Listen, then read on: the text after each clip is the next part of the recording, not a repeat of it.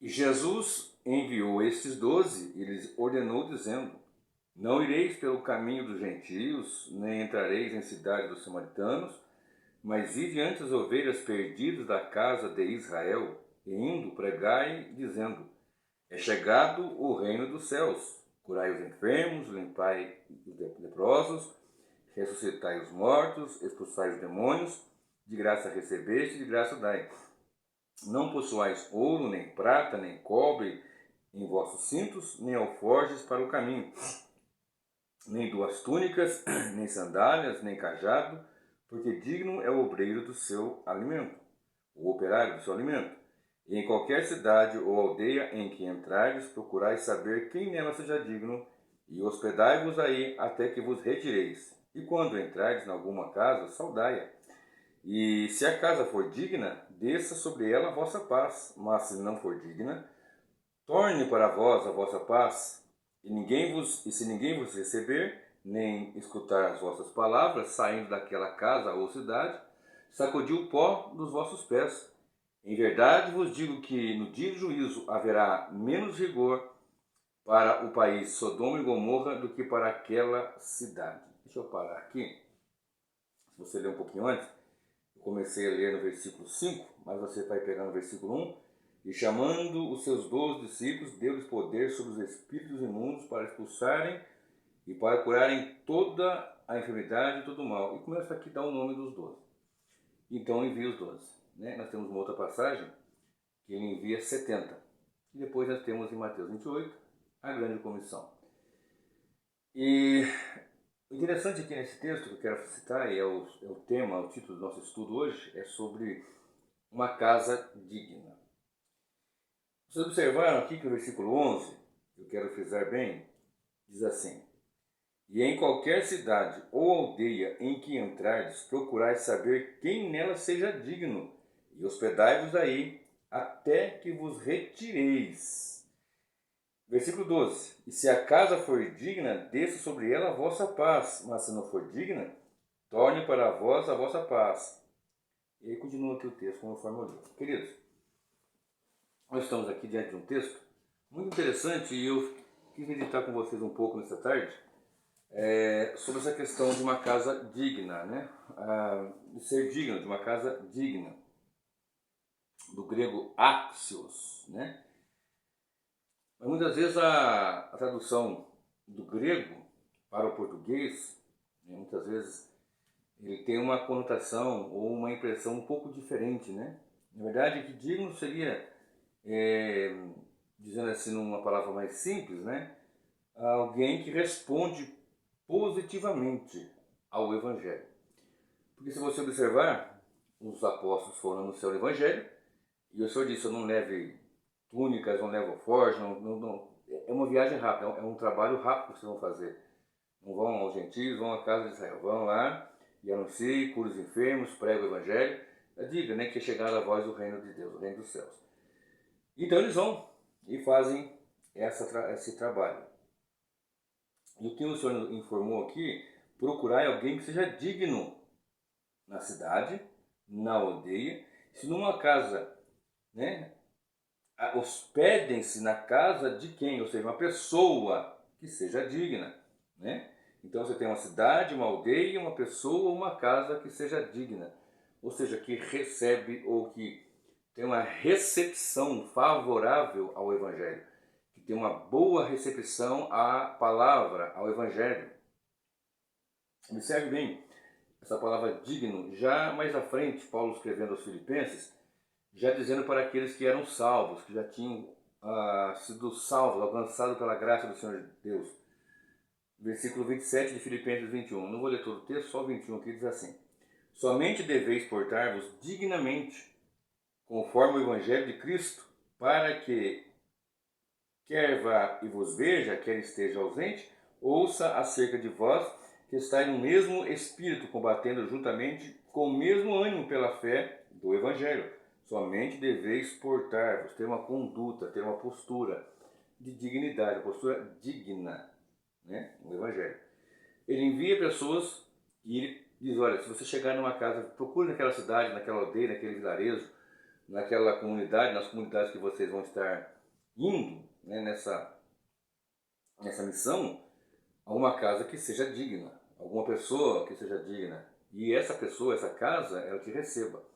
Nós somos informados no livro de Romanos, no capítulo 3, versículo 23, que todos pecaram e destituídos estão da glória de Deus.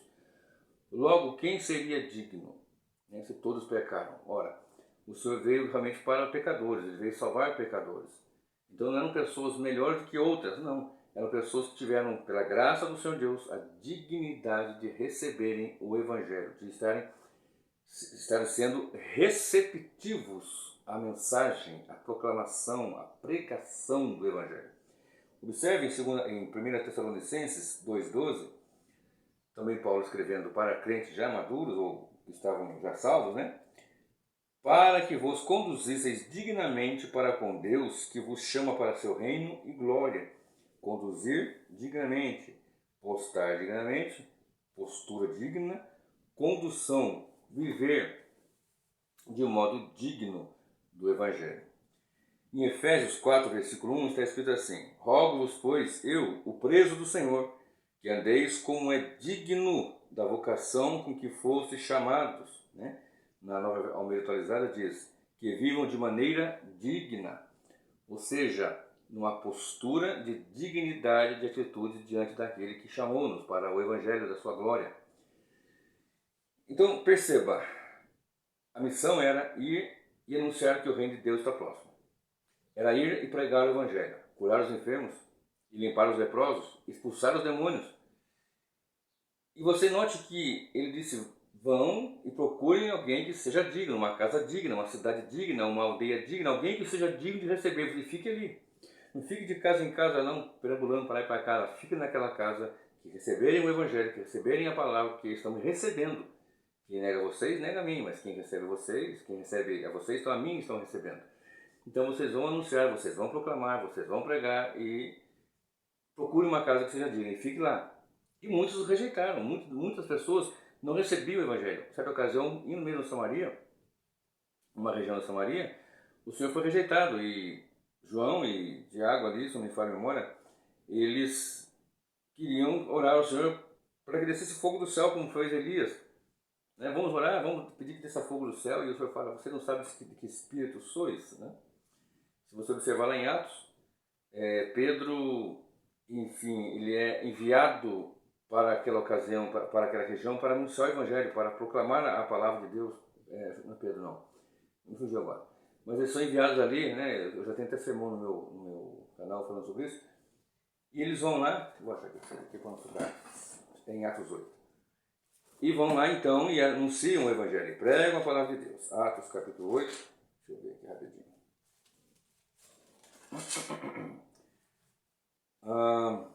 É Pedro e João mesmo, né? Não estava errado, não estava certo. Então Pedro e João, mais à frente eles vão lá, você pega o versículo 14 em diante, Pedro e João em Samaria, né? Os apóstolos ouvindo, pois, em Jerusalém, ouvindo que Samaria receber a palavra de Deus, enviaram para lá Pedro e João, né? Na pregação que estava sendo executada pelo servo do Senhor, onde Filipe pregava com ousadia e com intrepidez o Evangelho. Muito bem.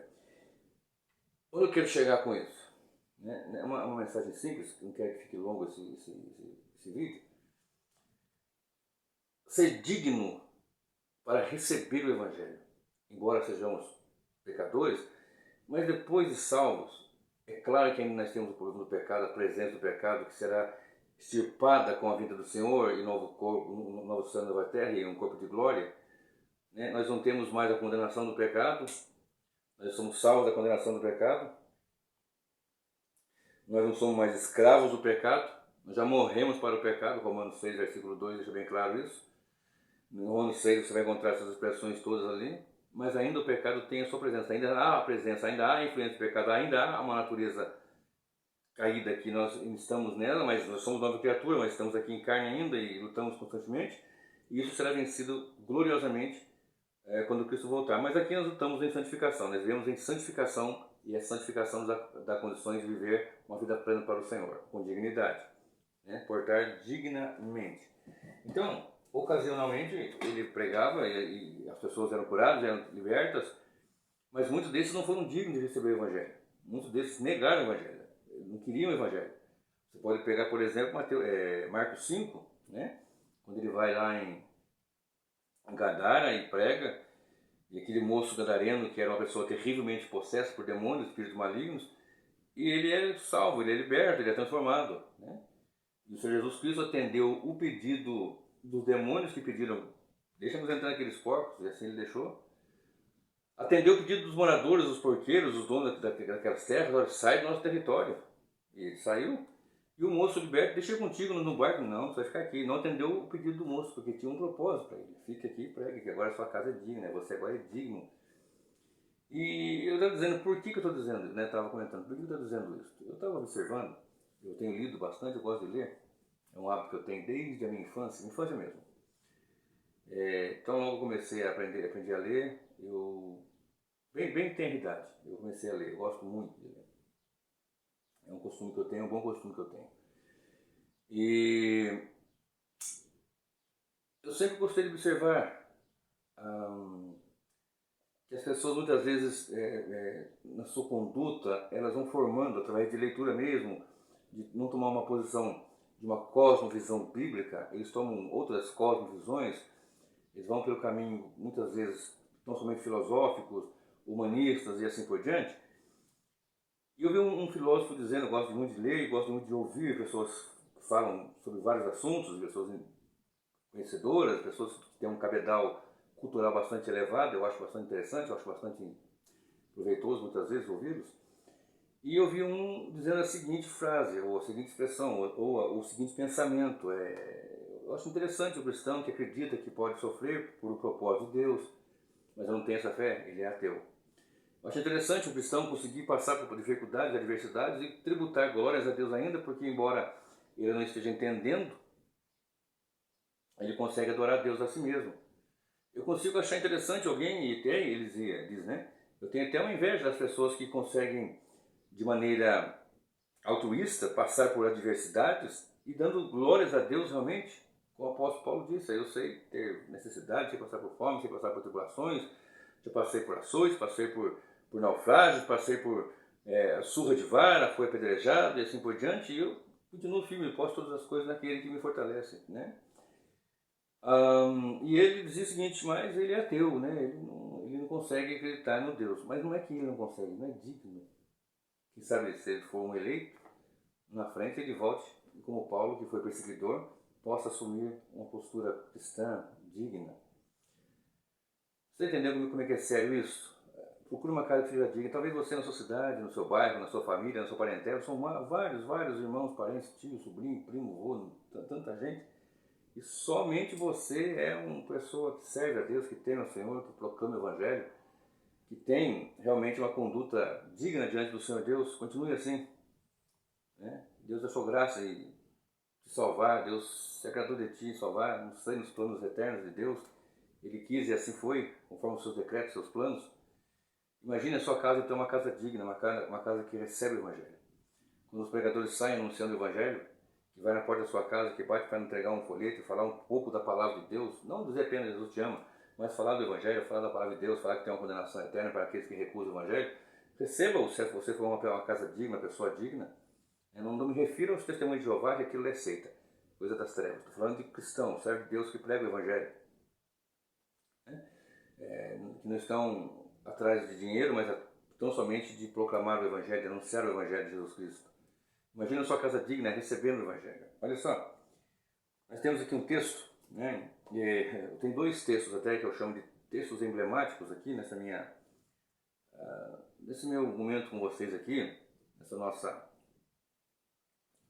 essa reflexão aqui, nesse momento de reflexão, está em 2 Coríntios 1:27, que diz assim: portanto, qualquer que comer este pão ou beber o cálice do Senhor indignamente, será culpado do corpo e do sangue do Senhor.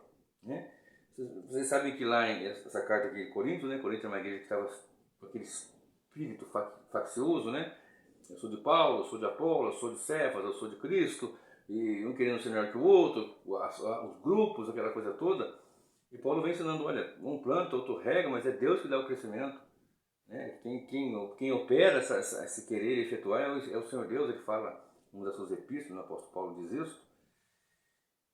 Então, o que é comer indignamente, né?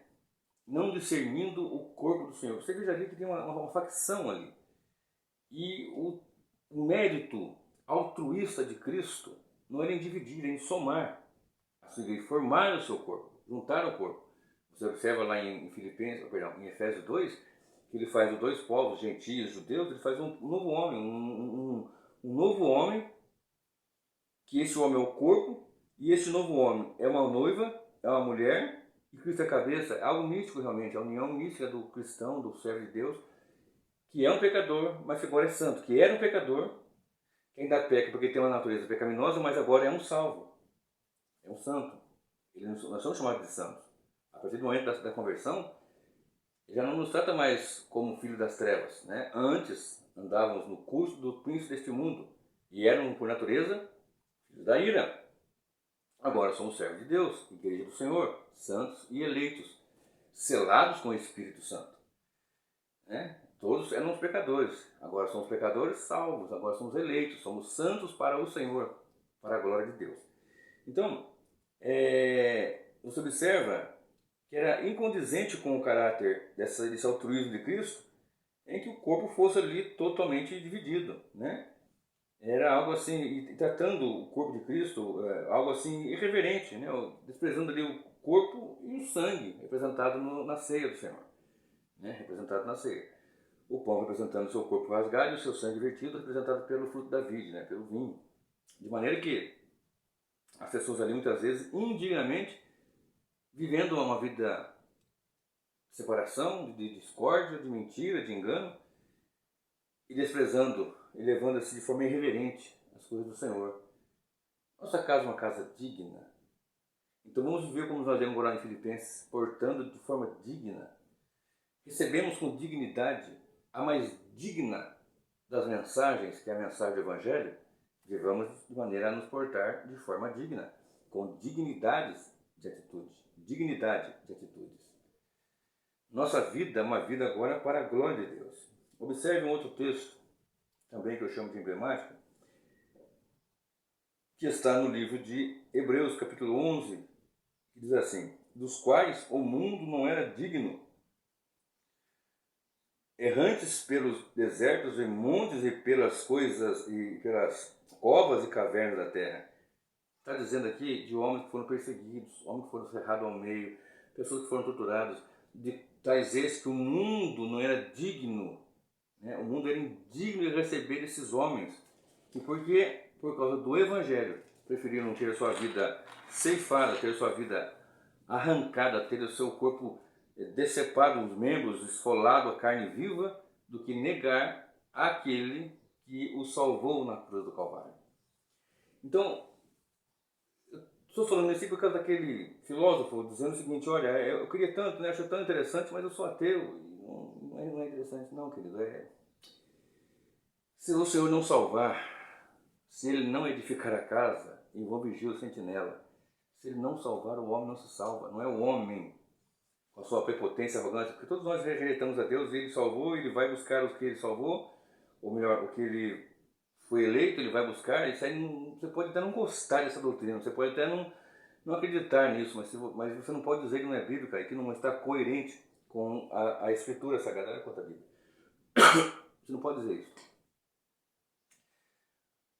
A verdade é que Deus nos faz dignos pelo seu Evangelho. Homens pecadores terríveis como eu, como você, e muitos que ainda não estão nele ainda, mas que o Senhor salvou, o elogio, que vai salvar ainda no decorrer dos anos, dos dias, dos meses, talvez uma semana, talvez mais um ano, não sei. Observe, então nós concluímos aqui. Na missão dos 70, você olha lá em Lucas 10, 20, diz assim: mas não vos alegreis, porque se vos sujeitam os espíritos, alegrai-vos antes, por estarem os vossos nomes escritos nos céus. Aqui já é a missão dos 70. Que eles, o Senhor se separa de dois em dois e manda eles para pregar o Evangelho e tal e tal. E eles voltam alegres e dizem: Senhor, no teu nome até os espíritos nos submetem a nós. A coisa foi tremenda, foi uma campanha assim extraordinária, foi algo assim estupefato. Nós estamos aqui retumbantes, alegres, estamos aqui de uma alegria inarrável pelo que aconteceu, né? Imagina você sair E o texto nos informa, entre uma cidade e cure todo mundo. Chama todo mundo, cure todo mundo, curem a todos. Leprosos, cego, coxo, endemoniado e assim por diante. E digam que o reino de Deus chegou. E eles vieram alegres, regozijando. Aí o Senhor fala assim, olha, não se alegrem porque isso aconteceu. Não se alegrem porque os espíritos submetem a vocês. No nome de Jesus Cristo, é claro. Alegrem-se antes porque o vosso nome está nos céus. Está escrito nos céus. Né? Então, receber o Evangelho com essa dignidade é algo assim fundamental, que é o Senhor que nos concede. Né? Eu sempre estou citando aqui Romanos 2,4, que é Ele que nos agracia com fé para crermos, Ele que nos agracia com misericórdia para crermos nesse Evangelho. Então, observe bem, lá em Mateus 7, de 24 a 27, o Senhor fala que todo aquele que ouve a palavra e pratica a palavra é como alguém que construiu a sua casa. Lembra que eu falei que uma casa digna? Sobre a rocha. Vem tempestade, vem vento, vem enxurradas e a casa está firme.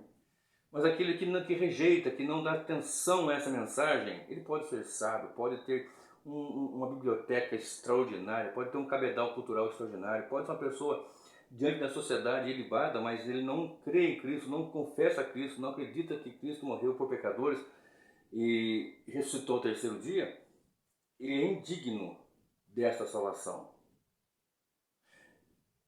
E por mais que ele tenha tudo isso, ele conhecimento de tudo, ele não tem o livro, o nome no livro da vida, não tem o nome nos céus, é o que o termo quer dizer. Então a sua casa é feita sobre areia, onde os ventos, a chuva, a enxurrada, leva tudo e acabou. Condenação eterna.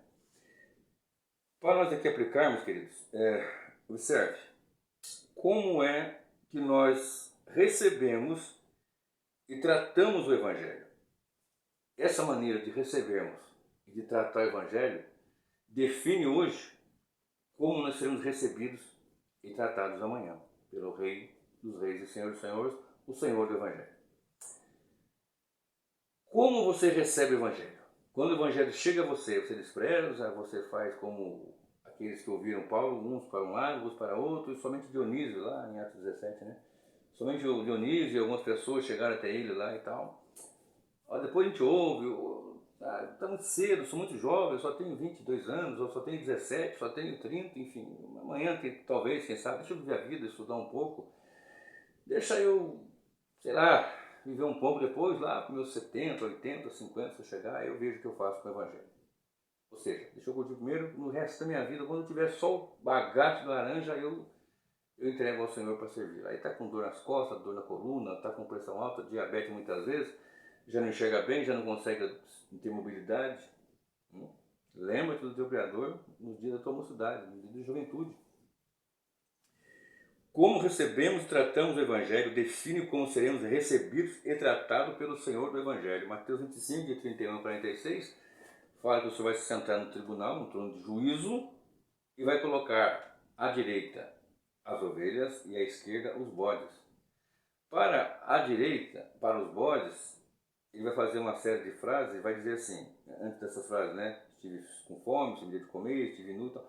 Ele vai dizer assim, vinde benditos de meu Pai e tomai por herança o que está preparado desde a fundação do mundo. Para os da esquerda, ele vai dizer, apartai-vos de mim, maldito, para o fogo eterno, preparado para o diabo e os seus anjos. A sua casa, uma casa digna, sua casa recebe o Evangelho, sua família recebe o Evangelho, você pai de família com sua esposa, seus filhos, recebe o Evangelho, ou você que numa casa que ninguém quer, mas você é digno e recebe o Evangelho, talvez a sua cidade seja uma cidade tão perversa, tão devassa, tão promíscua, que os cristãos ali sofrem terrivelmente. Há pessoas dignas ali, mas a cidade é uma cidade devassa. Aí o Senhor diz assim, olha, quando você for nessa cidade, nessa casa, e não te receberem, sacuda até o pó dos pés. Porque haverá menos rigor para Sodoma e Gomorra, que vocês sabem a história foi destruída com fogo e enxofre, do que para essa cidade no dia do juízo. Atos 17, 31, Deus tem preparado um dia para o juízo. Mais uma doutrina, né, em Atos, doutrina escatológica do juízo final, para quem acha que Atos dos Apóstolos é apenas um livro de história, é um livro histórico.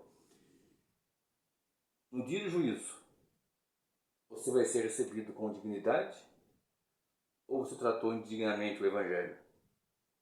Você que professa ser quem diz ser cristão, vive com dignidade e atitude diante do Evangelho ou vive como um mundano, como as igrejas que recebem o Evangelho de qualquer forma, menos na verdade como tem que ser? Que o Senhor te abençoe e o Senhor te guarde, em nome de Jesus.